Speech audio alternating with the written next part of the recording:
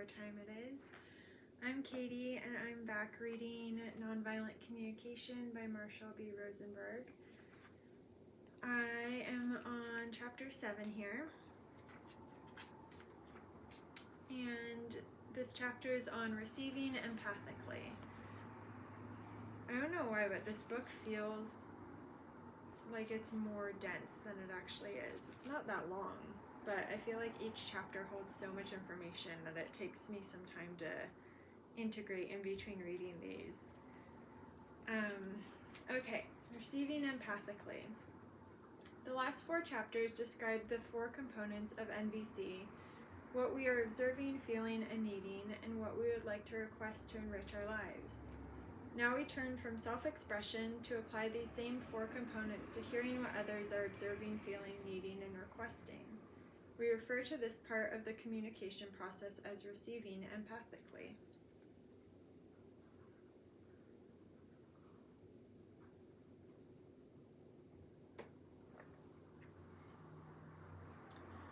Presence. Don't just do something, stand there. Empathy is a respectful understanding of what others are experiencing. The Chinese philosopher Zhuangzi stated that true empathy requires listening with the whole being. The hearing that is only in the ears is one thing. The hearing of the understanding is another. But the hearing of the spirit is not limited to any one faculty, to the ears or to the mind. Hence, it demands the emptiness of all the faculties. And when the faculties are empty, then the whole being listens. There is then a direct grasp of what is right there before you that can never be heard with the ear or understood with the mind. Empathy with others occurs only when we have successfully shed all preconceived ideas and judgments about them. The Austrian-born Israeli philosopher Martin Buber? No idea. Describes this quality of presence that life demands of us. In spite of all similarities, every living situation has, like a newborn child, a face that has never been before and will never come again. It demands of you a reaction that cannot be prepared beforehand. It demands nothing of what is past. It demands presence, responsibility. It demands you. The presence that empathy requires is not easy to maintain. The capacity to give one's attention to a sufferer is a very rare and difficult thing. It's almost a miracle. It is a miracle, asserts French philosopher Simone Weil. Nearly all those who think they have the capacity do not possess it. Instead of offering empathy, we tend instead to give advice or reassurance and to explain our own position or feeling. Empathy, on the other hand, requires us to focus full attention on the other person's message.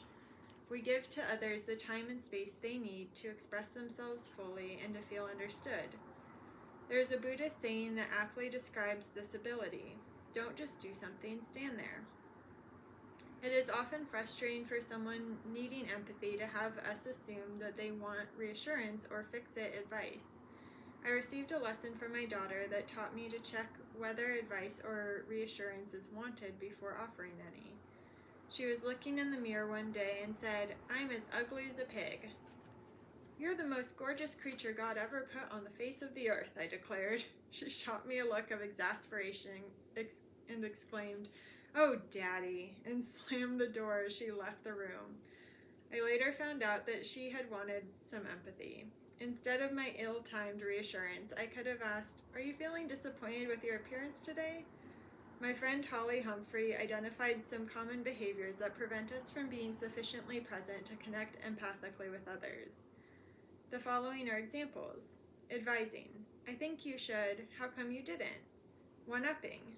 "That's nothing. Wait till you hear what happened to me." Educating. "This could turn into a very positive experience for you if you just." Consoling. "It wasn't your fault. You did the best you could." Storytelling. "That reminds me of the time." Shutting down. "Cheer up. Don't feel bad." Sympathizing. "Oh, you poor thing." Interrogating. "When did this begin?"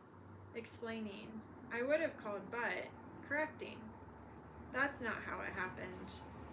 In his book, When Bad Things Happen to Good People, Rabbi Harold Kushner describes how painful it was for him when his son was dying to hear the words people offered that were intended to make him feel better. Even more painful was his recognition that for 20 years he had been saying the same things to other people in similar situations. Believing we have to fix situations and make others feel better prevents us from being present. Those of us in the role of counselor or psychotherapist are particularly susceptible to this belief. Once when I was working with 23 mental health professionals, I asked them to write word for word how they would respond to a client who says, "I'm feeling very depressed. I just don't see any reason to go on." I collected the answers they had written down and announced, "I'm going to read out loud what each of you wrote." Imagine yourself in the role of the person who expressed the feeling of depression and raise your hand after each statement you hear that gives you a sense that you've been understood. Hands were raised to only 3 of the 23 responses. Questions such as, "When did this begin?" constituted the most frequent response. They give the appearance that the professional is obtaining the information necessary to diagnose and then treat the problem. In fact, such intellectual understanding of a problem blocks the kind of presence that empathy requires. When we are thinking about people's words and listening to how they connect to our theories, we are looking at people. We are not with them. The key ingredient of empathy is presence. We are wholly present with the other party and what they are experiencing. This quality of presence distinguishes empathy from either mental understanding or sympathy. While we may choose at times to sympathize with others by feeling their feelings, it's helpful to be aware that during the moment we are offering sympathy, we are not empathizing. Listening for feelings and needs.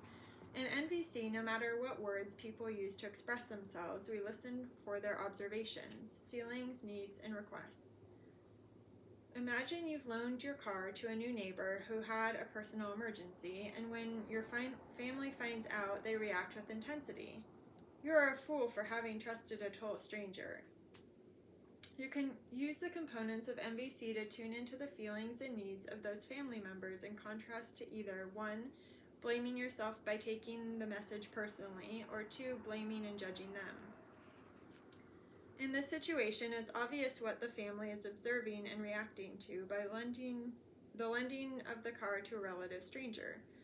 In other situations, it may not be so clear. If a colleague tells you, "You're not a good team player," we may not know what he or she is observing, although we can usually guess at the behavior that might have triggered such a statement. The following exchange from a workshop demonstrates the difficulty of focusing on other people's feelings and needs when we are accustomed to assuming responsibility for their feelings and taking messages personally. The woman in this dialogue wanted to learn to hear the feelings and needs behind certain of her husband's statements. I suggested that she guess at his feelings and needs and then check it out with him.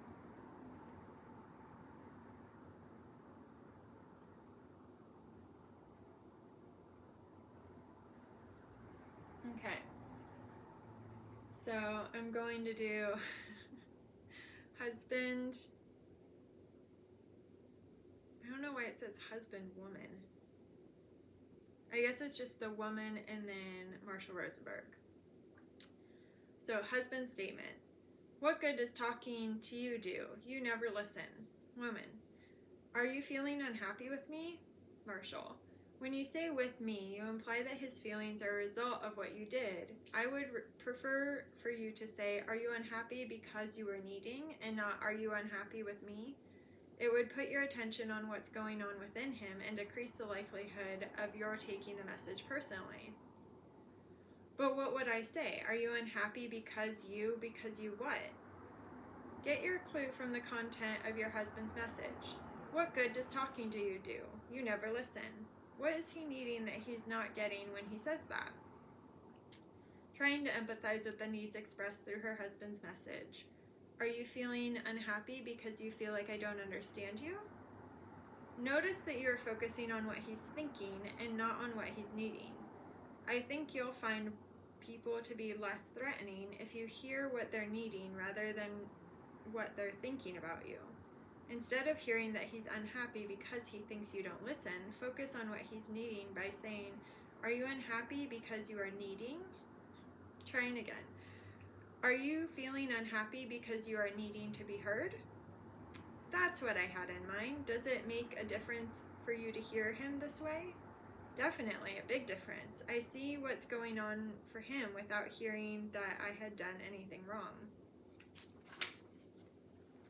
Paraphrasing. After we focus our attention and hear what others are observing, feeling, and needing, and what they are requesting to enrich their lives, we may wish to reflect back by paraphrasing what we have understood. In our previous discussion on requests, chapter 6, we discussed how to ask for a reflection. Now we will look at how to offer it to others. If we have accurately received the other party's message, our paraphrasing will confirm this for them. If, on the other hand, our paraphrase is incorrect, we give the speaker an opportunity to correct us.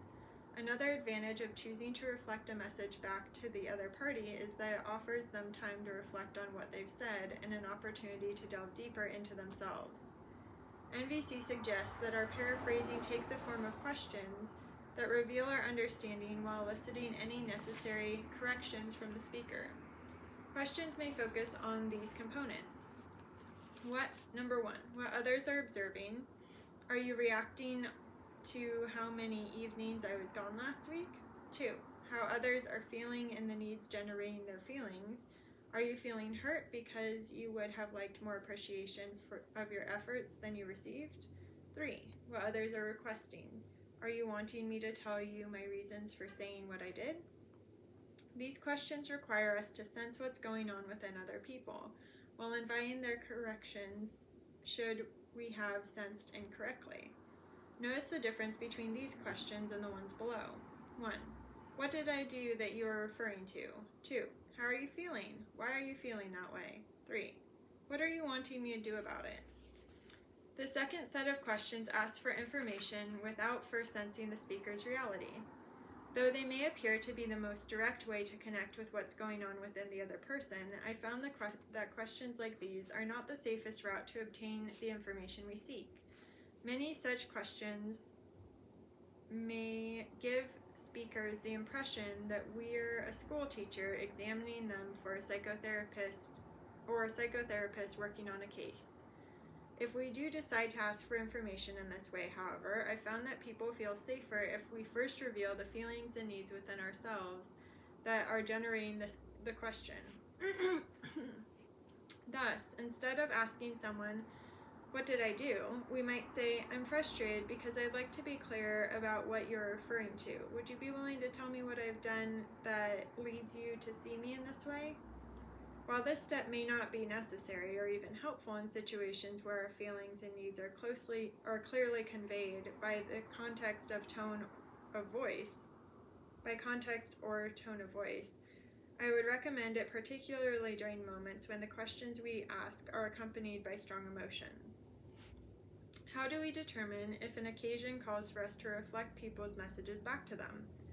Certainly, if we are unsure that we have accurately understood the message, we might use paraphrasing to elicit a correction to our guests.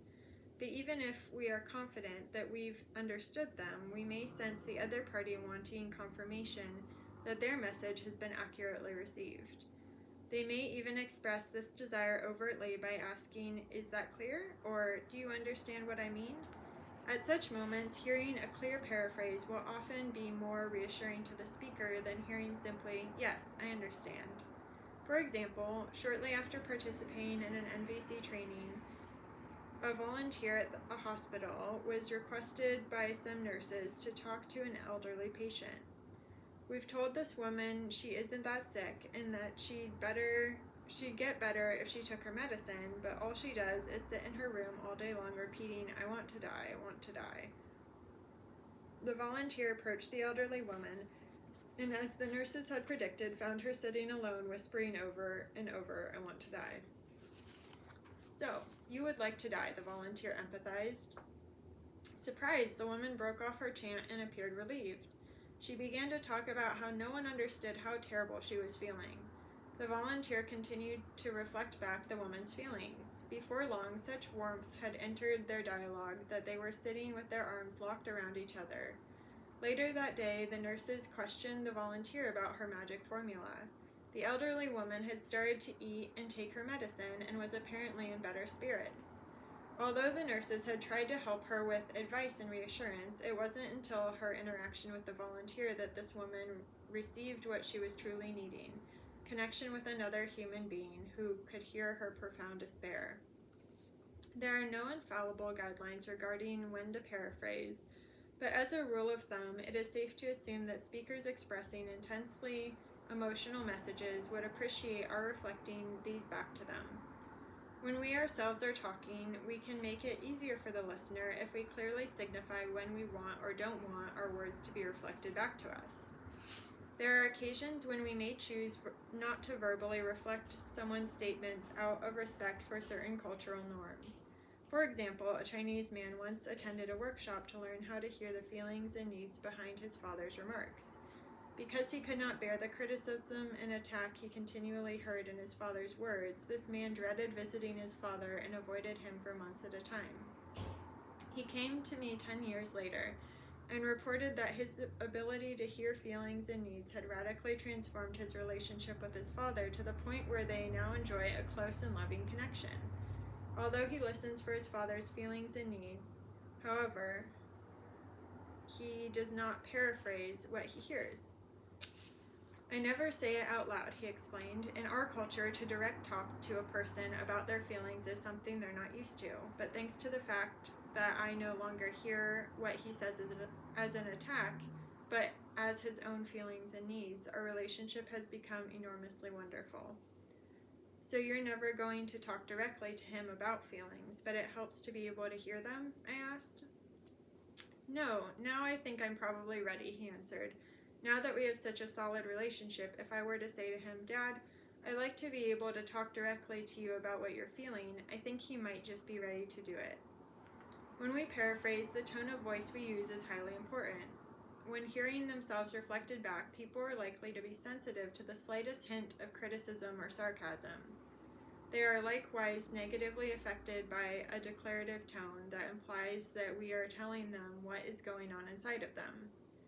If we are consciously listening for other people's feelings and needs, however, our tone communicates that we're asking whether we have understood, not claiming that we have understood.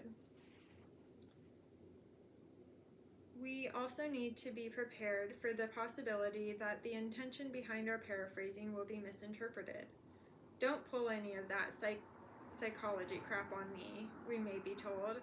Should this occur, we continue our efforts to sense the speaker's feelings and needs. Perhaps we see in this case that the speaker doesn't trust our motives and needs more understanding of our intentions before he can appreciate hearing our paraphrases. As we've seen, all criticism, attack, insults, and judgments vanish when we focus attention on hearing the feelings and needs behind a message. The more we practice in this way, the more we realize a simple truth. Behind all those messages we've allowed ourselves to be intimidated by are just individuals with unmet needs appealing to us to contribute to their well-being. When we receive messages like this awareness, we never feel dehumanized by what others have to say to us. We only feel dehumanized when we get trapped in derogatory images of other people or thoughts of wrongness about ourselves. As author and mythologist Joseph Campbell suggests, what will they think of me must be put aside for bliss. We begin to feel this bliss when messages previously experienced as critical or blaming begin to be seen for the gifts they are, opportunities to give to people who are in pain. If it happens regularly that people distrust our motives and sincerity when we paraphrase their words, we may need to examine our own intentions more closely. Perhaps we are paraphrasing and engaging the components of MVC in a mechanistic way without maintaining clear consciousness of purpose. We might ask ourselves, for example, whether we are more intent on applying the process correctly than on connecting with the human being in front of us. Or perhaps even though we are using the form of MVC, our only interest is in changing the other person's behavior. Some people resist paraphrasing as a waste of time. One city administrator explained during a practice session, I'm paid to give facts and solutions, not to sit around doing psychotherapy with everyone who comes into my office. The same administrator, however, had been confronted by angry citizens who would come to him with their passionate concerns and leave dissatisfied or not having been heard. Some of these citizens later confided to me, when you go to his office, he gives you a bunch of facts, but you never know whether he's heard you first. When that happens, you start to distrust his facts.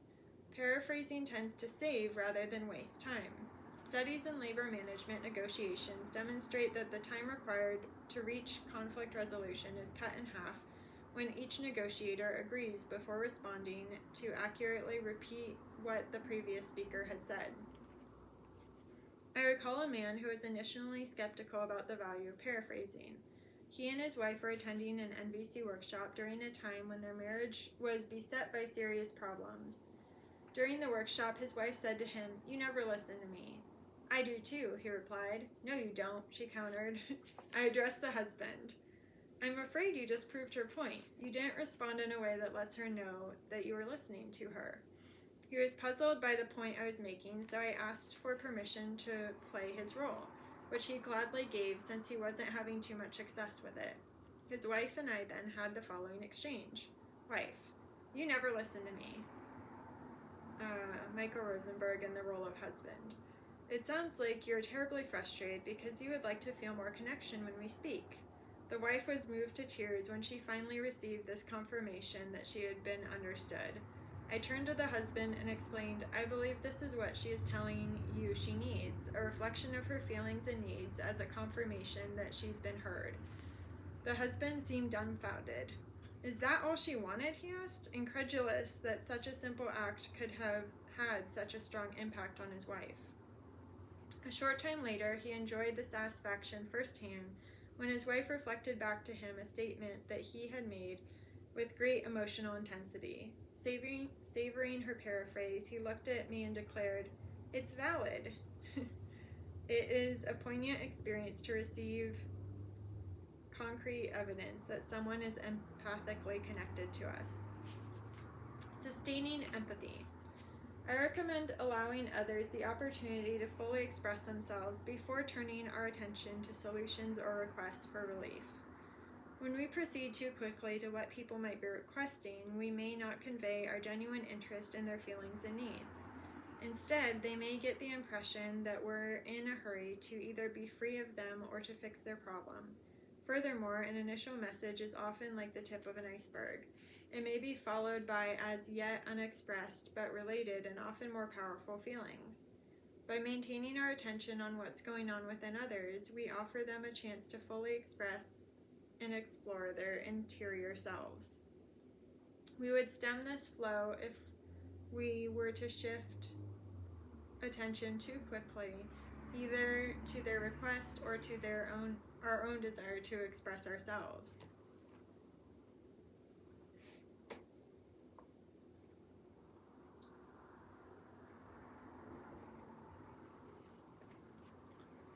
Suppose a mother comes to us saying, "My child is impossible. No matter what I tell him to do, he doesn't listen." We might reflect her feelings and needs by saying, "It sounds like you're feeling desperate and would like to find some way of connecting with your son." Such a paraphrase often encourages a person to look within. If we have accurately reflected her statement, the mother might touch upon other feelings. "Maybe it's my fault. I'm always yelling at him."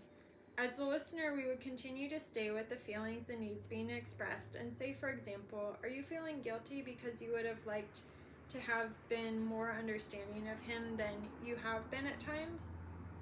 If the mother continues to sense understanding in our reflection, she might move further into her feelings and declare, "I'm just a failure as a mother."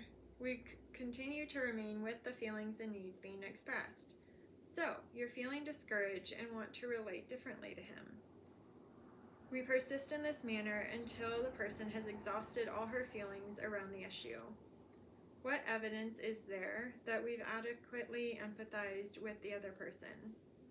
First, when an individual realizes that everything going on within has received full empathic understanding, they will experience a sense of relief.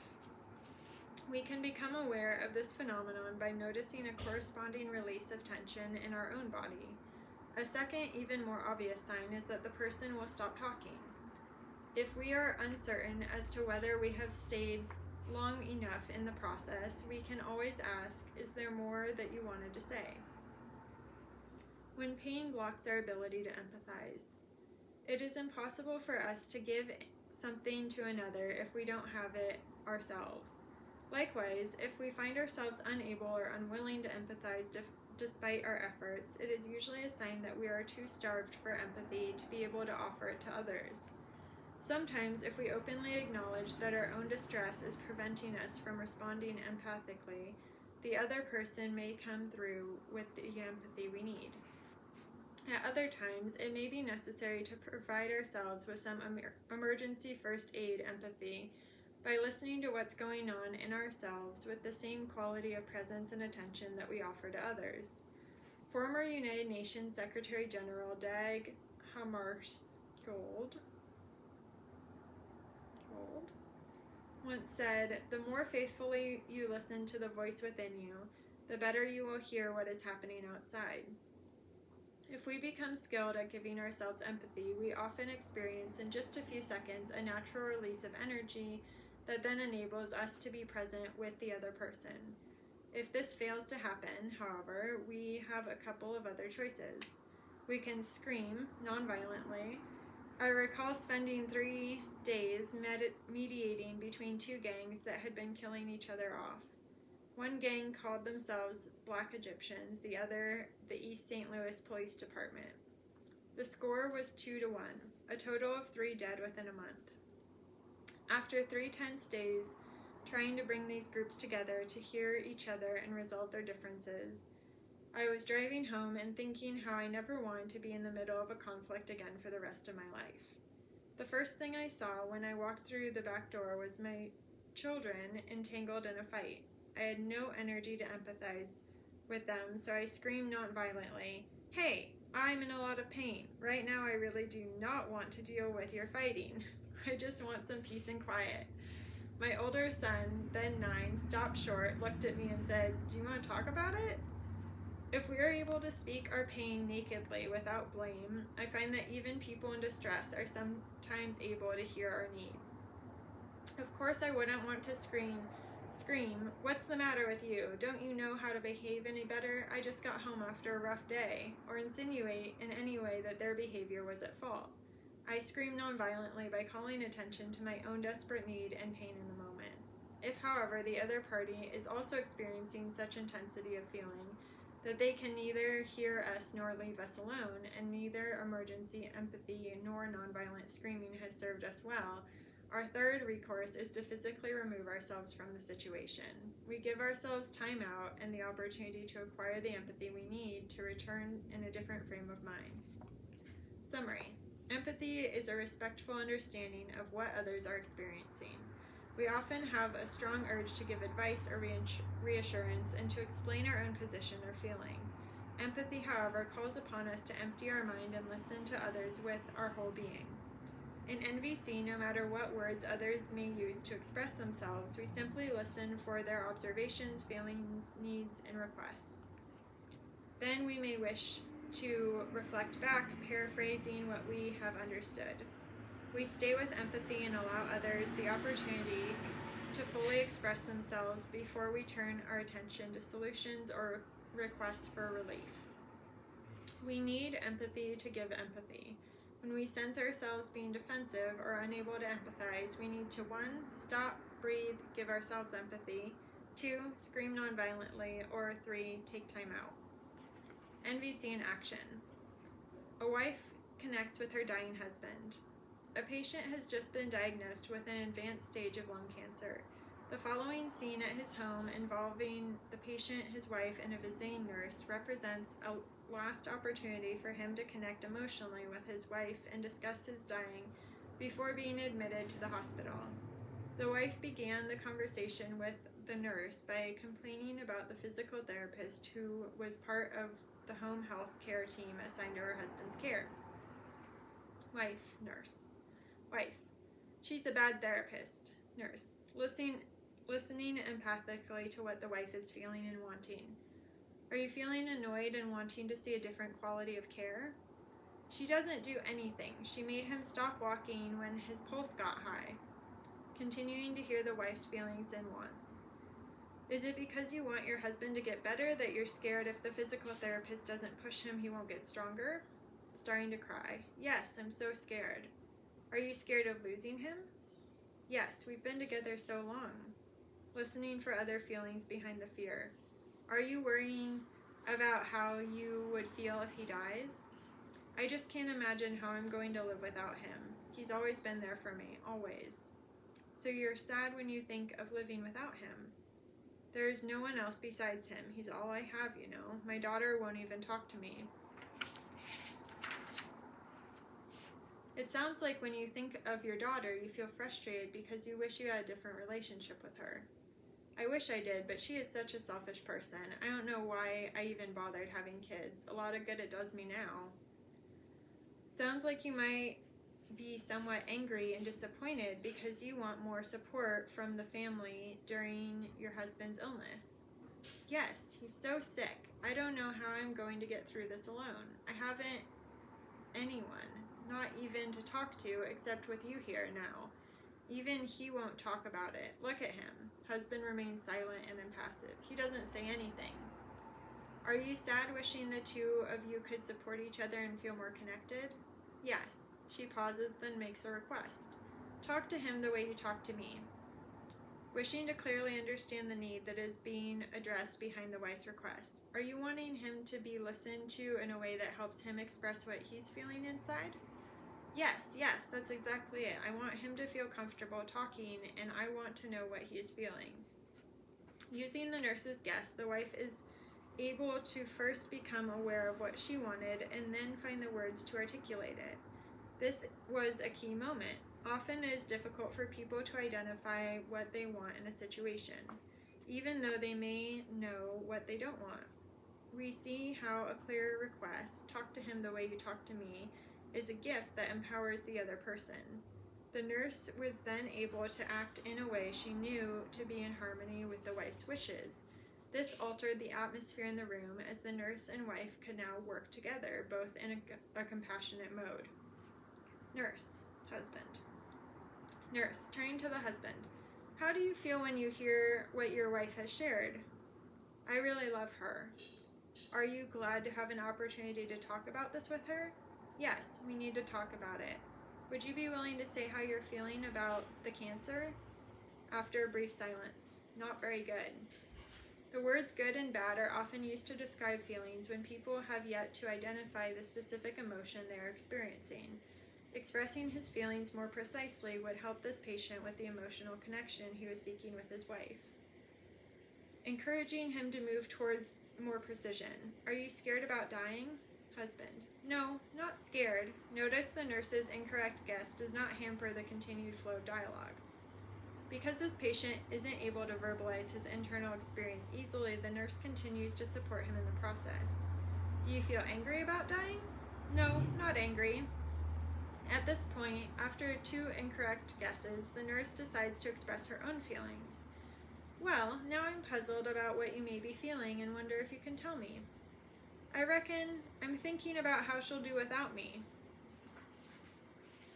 Oh, are you worried she may not be able to handle her life without you? Yes, worried she'll miss me. She is aware that dying patients often hang on due to worry over those they are leaving behind and sometimes need reassurance that loved ones can accept their death before they can let themselves go. Do you want to hear how your wife feels when you say that? Yes. Here the wife joined the conversation. In the continued presence of the nurse, the couple began to express themselves openly to each other. In this dialogue, the wife began with the complaint about the physical therapist.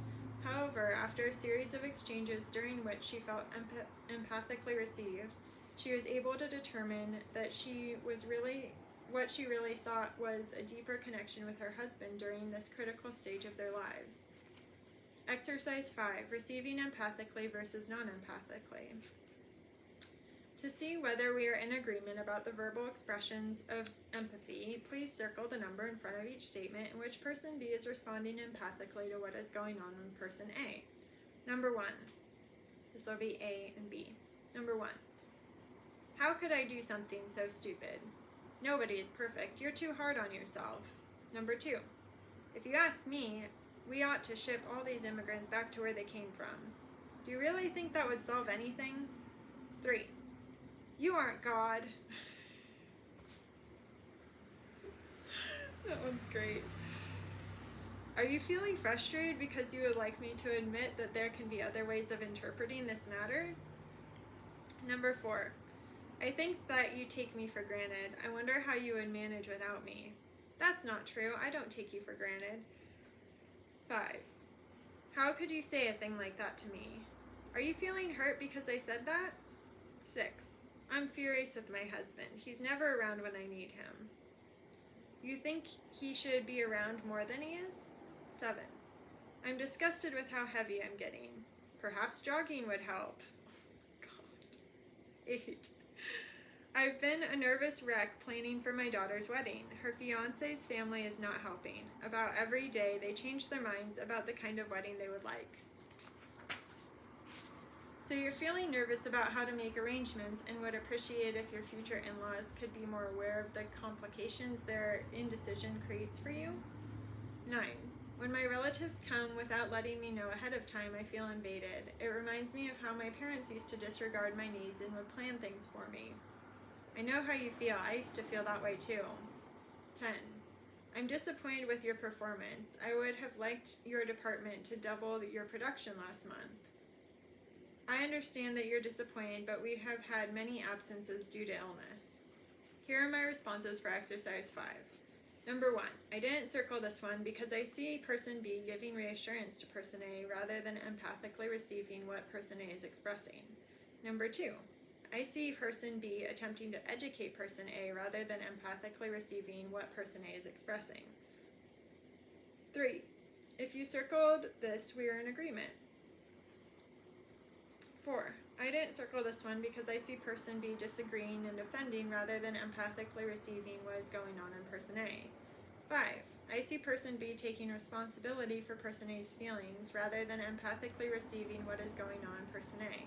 For example, an example of an empathic response might be, are you feeling hurt because you would have liked me to agree to what you requested? 6. If you circled this, we're in partial agreement. I see person B receiving person A's thoughts. However, I believe we connect more deeply when we receive the feelings and needs being expressed rather than their thoughts. Therefore, I would have preferred it if person B had said, so, you're feeling furious because you would like him to be around more than he is? 7. I didn't circle this one because I see person B giving advice rather than empathically receiving what is going on in person A. 8. If you circled this one, we're in agreement. 9. If I didn't circle this one because I see person B assuming they understand and talking about their own feelings rather than empathically receiving what is going on in person A. 10. I didn't circle this one because I see person B starting by focusing on person A's feelings but then shifting to explaining. Whew. That 91 to 111. That didn't feel like that many pages. It was only that long, but that was a lot of information. Okay, on to chapter 8, the power of empathy. I hope you're having a good day, and I will talk to you again soon. Bye.